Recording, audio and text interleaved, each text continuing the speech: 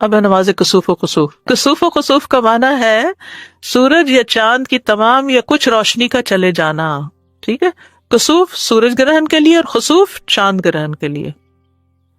چاند گرہن کا سبب ظاہری کیا ہے کہ زمین چاند اور سورج کے درمیان حائل ہو جاتی ہے تو شیڈ سا آ جاتا ہے اس کے اوپر، سورج کے اوپر یا چاند.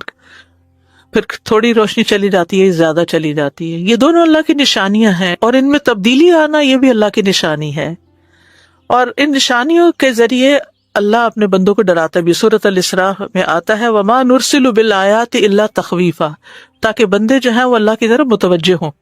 یہ کوئی فن کا وقت نہیں ہوتا بلکہ اللہ کی طرف متوجہ ہونے کا وقت ہوتا ہے. سورج اور چاند اللہ کی دو نشانیوں میں سے ہیں. اللہ سورج کو گرہن اور چاند کو گرہن لگا کر اپنے بندوں کو قیامت کا دن یاد کراتا ہے کہ اس دن ان کی روشنی ختم ہو جائے گی. اللہ تعالیٰ نے فرمایا فَإِذَا بَرِقَ الْبَصَرُ وَخَسَفَ الْقَمَرُ وَجُمِعَ الشَّمْسُ وَالْقَمَرُ، جب نظر پتھرا جائے گی اور چاند بے نور ہو جائے گا اور سورج اور چاند جمع کر دیے جائیں گے. لہٰذا یہ نشانی اس دن کی یاد دلاتی ہے. جب آپ صلی اللہ علیہ وسلم کے دور میں ایسا ہوا تو آپ گھبرا کر نماز کی طرف دوڑے. اس موقع پر آپ کا ڈرنا اور تیزی سے آپ اٹھے. آپ کو خوف لاحق ہوا کہ کہیں قیامت تو نہیں آ گئی. آپ مسجد میں تشریف لائے اور پھر بہت طویل قیام، رکوع اور سجدے کے ساتھ نماز پڑھائی. ٹھیک ہے، صحابی کہتے ہیں میں نے کبھی آپ کو نہیں دیکھا کہ کسی نماز میں آپ نے ایسا کیا ہو. پھر آپ نے فرمایا بے شک یہی نشانیاں جو اللہ بھیجتا ہے، یہ کسی کی موت یا کسی کی زندگی کی بنا پہ نہیں ہوتی، یعنی توہمات میں نہیں پڑھنا چاہیے، بلکہ اللہ ان کو بھیجتا ہے تاکہ ان کے ذریعے بندوں کو خوف دلائے. یہ صحیح مسلم کی روایت ہے. اس میں آپ دیکھیے کہ ہمارے یہاں بڑے توہمات ہیں، یعنی چاند اور سورج گرہن کے ساتھ. شامت آتی ہے حاملہ خاتون کی کہ اس نے لیٹنا نہیں ہے اور اس کو چلتے ہی رہنا ہے ورنہ بچے کے منہ پہ داغ پڑ جائے گا، اور اس قسم کی بہت سی باتیں. اس موقع پر نبی صلی اللہ علیہ وسلم کے بیٹے فوت ہوئے تھے تو لوگوں نے اس کو اس سے منسوب کر لیا کہ اس وجہ سے یہ گہن ہوا ہے کیونکہ ابراہیم کی وفات ہوئی، یعنی اس کے ساتھ ہی ہوا. تو آپ نے فرمایا اس کا کسی کی موت سے کوئی تعلق نہیں، یعنی یہ نہیں کہ کسی ملک کا سربراہ ہے وہ مر جائے گا کیونکہ اس کے ہوتے ہوئے سورج گرہن یا چاند گرہن لگ گیا. عبداللہ ابن عمر کہتے ہیں کہ رسول اللہ صلی اللہ علیہ وسلم کے زمانے میں سورج کو گہن لگ گیا تو رسول اللہ صلی اللہ علیہ وسلم نماز کے لیے کھڑے ہوئے، لوگ بھی آپ کے ساتھ کھڑے ہوئے. تو دوسری رکعت کے آخری سجدے میں آپ ہانپنے اور رونے لگے. آپ کہہ رہے تھے لم تعدنی ھذا وانا فیہم، لم تعدنی ھذا ونحن نستغفرک، اے اللہ تو نے مجھ سے اس کا وعدہ نہیں کیا تھا جبکہ میں ان میں موجود ہوں، تو نے مجھ سے اس کا وعدہ نہیں کیا جبکہ ہم تجھ سے بخشش مانگتے ہوں. پھر آپ نے سر اٹھایا، تب سورج صاف ہو چکا تھا.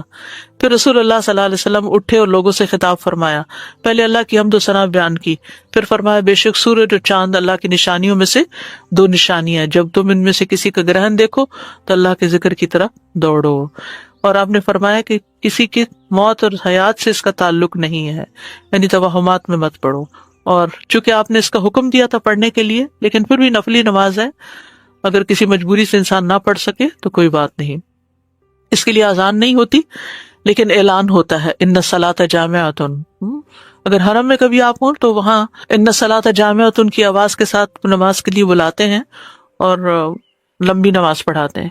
اور اس میں حضرت عائشہ کہتی ہیں کہ سورج بے نور ہوا ایک بار آپ کی زندگی میں، آپ مسجد میں تشریف لے گئے، لوگوں نے آپ کے پیچھے صفیں بنائی اور پھر آپ نے تکبیر تحریمہ کہی. مرد اور عورتیں سبھی پڑھتے ہیں. حضرت عائشہ بھی پڑھ رہی تھی، حضرت اسماء نے دیکھا اور پھر وہ بھی شروع ہو گئی. اور اس کا طریقہ تھوڑا سا مختلف ہے نماز کا. اس میں تکبیر تحریمہ کہے، پھر دعائے استفتاح پڑھے، پھر تعوذ پڑھے، اس کے بعد سورۃ الفاتحہ کے ساتھ سورت ملائے اور لمبی قرات کرے. ثم یرکع رکوعا طویلا، پھر لمبا رکوع کرے، پھر رکوع سے سر اٹھا کر سمع اللہ لمن حمدہ ربنا ولک الحمد کہے، پھر دوبارہ سے سورت فاتحہ پڑھے. سجدے میں نہیں جانا ابھی، ٹھیک ہے. اور پھر سورت فاتحہ کے ساتھ کسی دوسری سورت کو ملا کر لمبی قرات کرے، تاہم پہلی رکعت یا پہلے قیام سے یہ قیام تھوڑا کم ہوگا.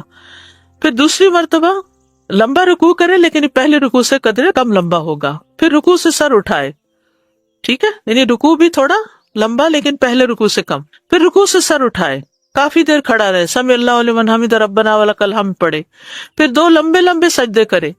اسی طرح دونوں سجدوں کے درمیان بھی کافی دیر بیٹھے، یعنی جلسہ میں. اس میں کیا پڑھتے ہیں رب اغفر لی رب اغفر، اس کی تکرار کرتا رہے. پھر دوسری رکعت کے لیے کھڑا ہو اور بالکل پہلی رکعت کی طرح دوسری رکعت میں بھی دونوں رکوع وغیرہ ادا کرے، ٹھیک ہے، ہر رکعت میں 2 رکوع ہیں اور 2 سجدے ہیں، یعنی 2 رکعتیں بن جاتی ہیں ایک طرح سے، لیکن دوسری رکعت کا عمل پہلی رکعت کے اعمال سے قدر کم ہوگا، یعنی طول اس کا. پھر اس کے بعد تشہد میں بیٹھے اور آخر میں سلام پھیر دے. 4 قیام، 4 رکوع اور 4 سجدے بھی ہیں. جہری قرات، آپ نے بلند آواز سے قرات فرمائی تھی، اس میں پرمشقت قیام تھا. حضرت عائشہ کہتی ہیں کہ رسول اللہ صلی اللہ علیہ وسلم کے زمانے میں سورج کو گرہن لگ گیا تو آپ نے بڑا پرمشقت قیام، یعنی بہت دیر کھڑے رہے، لمبا قیام کیا. آپ کا قیام سورۃ البقرہ کی قرات کی طرح طویل تھا. ہم تو پوچھتے ہفتے میں سورۃ بقرہ پڑھ لیں.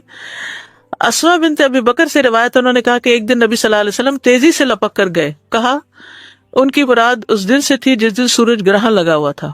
تو جلدی میں آپ نے قمیص اٹھا لی، حتیٰ کہ آپ کو چادر لا کر دی گئی تو آپ نے لوگوں کو امامت کراتے ہوئے انتہائی طویل قیام کیا. اگر کوئی ایسا انسان آتا جس کو یہ پتہ نہ ہوتا کہ آپ قیام کے بعد رکوع کر چکے ہیں تو اس قیام کی لمبائی پر وہ کبھی نہ کہہ سکتا کہ آپ ایک دفعہ رکوع کر چکے ہیں. طویل رکوع اور سجود. پھر نماز کے بعد خطبہ دینا.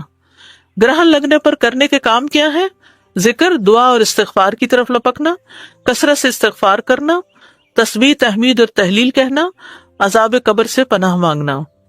آپ نے جب طویل قیام کیا تو فراغت کے بعد جو کچھ اللہ نے چاہا اسے بیان کیا اور پھر لوگوں کو حکم دیا کہ وہ عذاب قبر سے پناہ مانگے. صدقہ کرنا. سنن نبی داؤد کی روایت میں آتا ہے کہ جب تم یہ کیفیت دیکھو تو دعا کیا کرو، تکبیر بیان کرو اور صدقہ کیا کرو. غلام آزاد کرنا. اسماء رضی اللہ عنہ کہتی ہیں کہ نبی صلی اللہ علیہ وسلم نماز کسوف کے موقع پر غلام آزاد کرنے کا حکم دیا کرتے تھے. تو کسوف کی نماز دن میں ہوگی اور چاند گرہن کی رات میں ہوگی. سورج اور چاند اللہ کی 2 نشانیوں میں سے ہے. اللہ سورج کو گرہن اور چاند کو گرہن لگا کر اپنے بندوں کو قیامت کا دن یاد کراتا ہے کہ اس دن ان کی روشنی ختم ہو جائے گی. اللہ تعالیٰ نے فرمایا فَإِذَا بَرِقَ الْبَصَرُ وَخَسَفَ الْقَمَرُ وَجُمِعَ الشَّمْسُ وَالْقَمَرُ. جب نظر پتھرا جائے گی اور چاند بے نور ہو جائے گا اور سورج اور چاند جمع کر دیے جائیں گے. لہٰذا یہ نشانی اس دن کی یاد دلاتی ہے. جب آپ صلی اللہ علیہ وسلم کے دور میں ایسا ہوا تو آپ گھبرا کر نماز کی طرف دوڑے. اس موقع پر آپ کا ڈرنا اور تیزی سے آپ اٹھے. آپ کو خوف لاحق ہوا کہ کہیں قیامت تو نہیں آ گئی.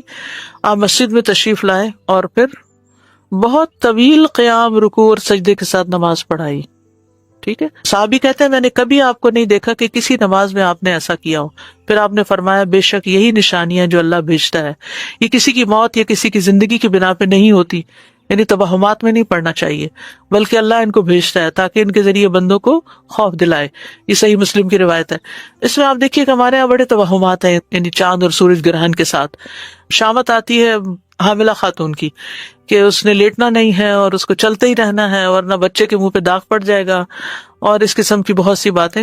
اس موقع پر نبی صلی اللہ علیہ وسلم کے بیٹے فوت ہوئے تھے تو لوگوں نے اس کو اس سے منسوب کر لیا کہ اس وجہ سے یہ گہن ہوا ہے کیونکہ ابراہیم کی وفات ہوئی، یعنی اس کے ساتھ ہی ہوا. تو آپ نے فرمایا اس کا کسی کی موت سے کوئی تعلق نہیں، یعنی یہ نہیں کہ کسی ملک کا سربراہ وہ مر جائے گا کیونکہ اس کے ہوتے ہوئے سورج گرہن یا چاند گرہن لگ گیا. عبداللہ ابن عمر کہتے ہیں کہ رسول اللہ صلی اللہ علیہ وسلم کے زمانے میں سورج کو گرہن لگ گیا تو رسول اللہ صلی اللہ علیہ وسلم نماز کے لیے کھڑے ہوئے، لوگ بھی آپ کے ساتھ کھڑے ہوئے.